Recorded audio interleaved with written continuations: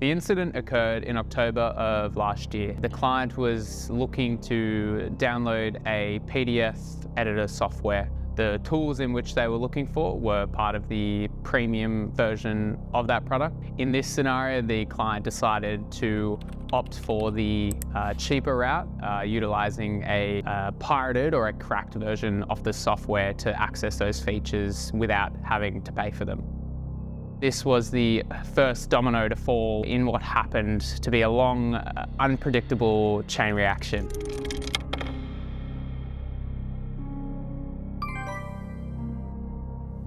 He double-clicked the application, went straight into the exe file, and it opened up just like a normal application with the premium features that he wanted. There was no immediate sign that something was wrong. There wasn't anything that popped up on his screen indicating that he'd been hacked. It was completely normal. Cut to about a week later, and he gets a notification on his phone telling him that over $500,000 worth of cryptocurrency was transacted out of his account.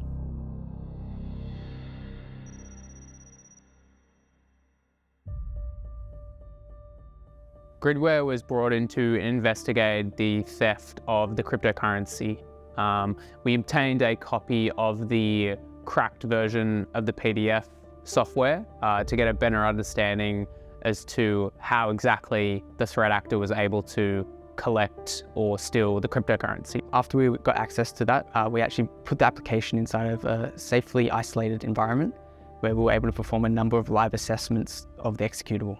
The first thing it would do is essentially recognize the drive it was located in, remove that file from the Windows Defender scanning, kind of bypassing any security protocols that were put in place by Windows Defender. You could see that there was outbound connections going to a command and control center over in Ireland. This may not necessarily be the geolocation of the threat actor. It's potentially a compromised server that the threat actor had got access to previously that allowed the threat actor to kind of make this their pivot point where they can store and hold all the information and press out any sort of commands that they wanted to the device. This included taking screenshots, capturing keyboard input, so any passwords or any usernames that might have been input by the user, as well as capturing the clipboard or the copy-paste function on the device. What makes a malware like this especially terrifying is that not all threat actors are immediately able to find a large amount of money and just cash it out in any way they can without any sort of risk to themselves, exposing themselves, being in the system and thereby getting kicked out. They just kind of lurk around capturing everything you do normally. A prime example of this is a business email compromise, or a BEC, where a threat actor may use any number of techniques to gain access to an email account.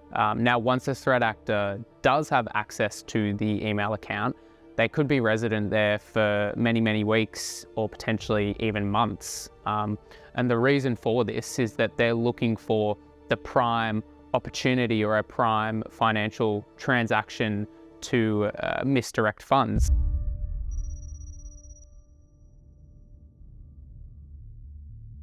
Unfortunately, in this circumstance, there was no happy ending to this case. The client ended up losing all of that $500,000 worth of cryptocurrency. A lot of the times with these cases, you're unable to detect where these threat actors are actually geographically based, or pinpointing their home, for example, is kind of a bit of fiction unless you've got some really big resources and time at your disposal. When it comes to cybersecurity, being proactive is critical. Whenever you're in a scenario where you are responding to an attack or an incident, you're already 2 steps behind.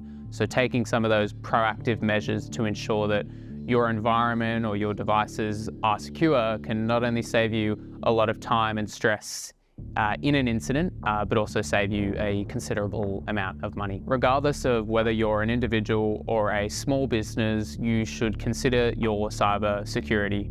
You can take some simple steps that can go a long way. Ensuring that systems and applications are patched and updated on a regular basis, ensuring that you've got multiple methods of authenticating or multi-factor authentication in place, training your employees properly, or getting the right services in place, such as a next generation antivirus, an endpoint detection and response tool that's deployed across your devices to be able to kind of monitor the activity that's coming in and respond when something does happen. And simply just staying on track of all of the emails and messages that you receive, and asking a question as to whether there's any suspicious components that would warrant further review from your side. I think a key takeaway from this case study is to stay vigilant about where you obtain your software and your applications.